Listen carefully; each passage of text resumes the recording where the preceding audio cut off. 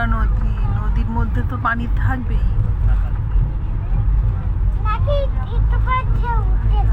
হ্যাঁ হ্যাঁ, ঢেউ আসবে।